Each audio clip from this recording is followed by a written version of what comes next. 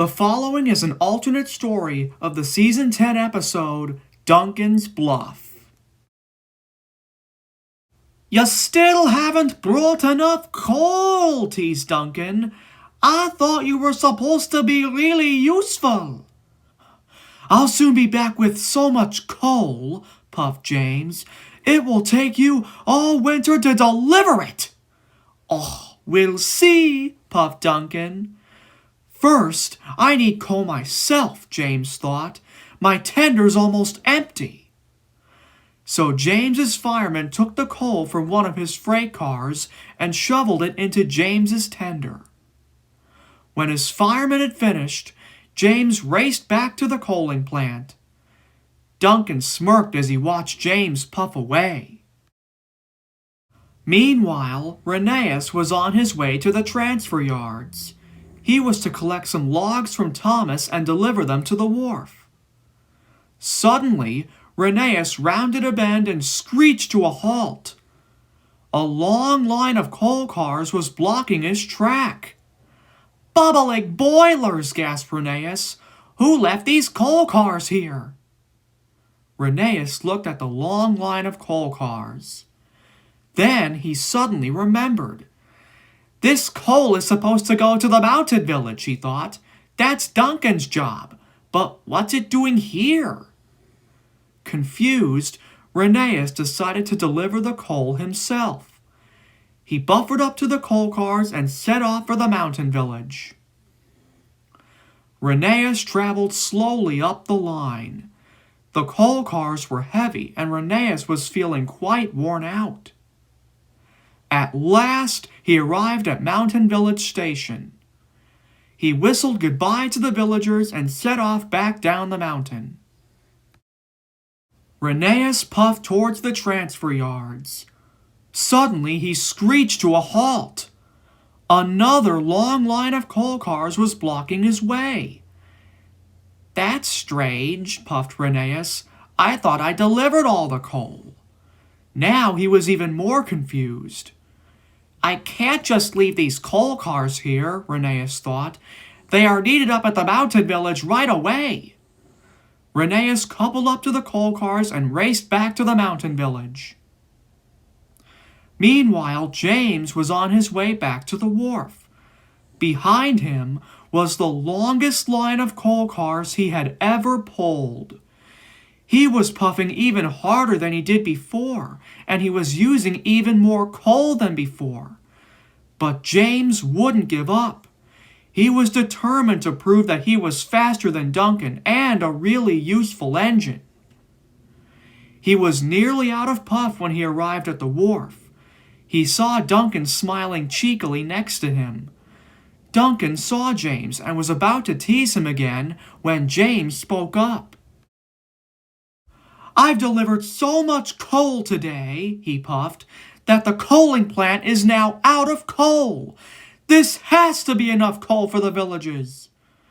Duncan just laughed. "Nice try, James," he teased, "but I'm not falling for any of your tricks." "It's not a trick," retorted James. "There's no more coal at the coaling plant because I've delivered it all here." Duncan was getting cross. "Nonsense! You're just making this up because you lost the contest. You are not faster than me. You are not a really useful engine." "That's enough!" shouted a voice. James and Duncan jumped. Rheneas came snorting into the wharf, pulling flatbeds of logs. He looked very cross. "Duncan, you left your coal cars all over the tracks, and I had to deliver all the coal to the villages. Now I'm late with my own work." James was furious. "You played a trick on me," he snapped. "You didn't deliver all the coal to the villages. You hid it from me. You are not faster than me.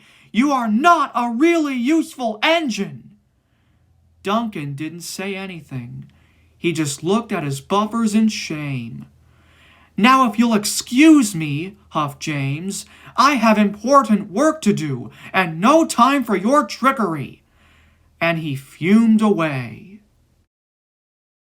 James still had to take the children to the concert, but he had been puffing so hard that he had used up all the coal in his tender, and soon he ground to a halt.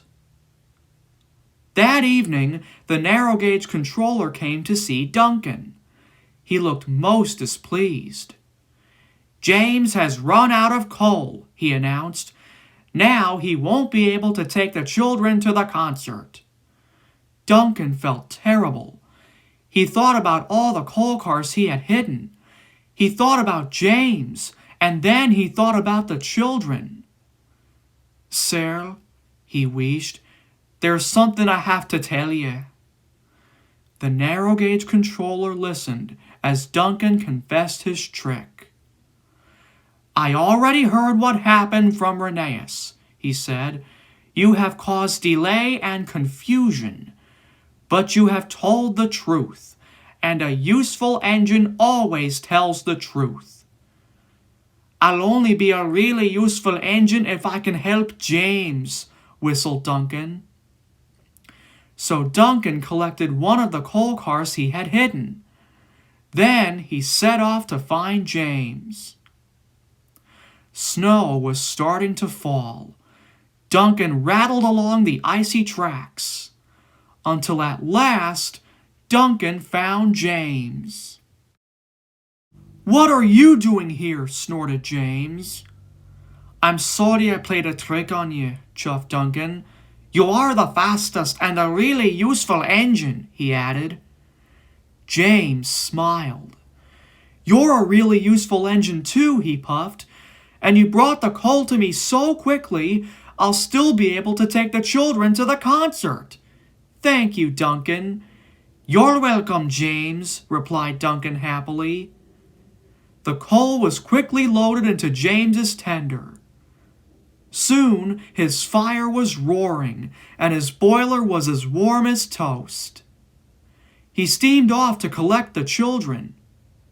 Duncan felt happy. "James is a really useful engine," puffed Duncan. "But then, so am I." And he chuffed happily away to deliver more coal to the snowy villages.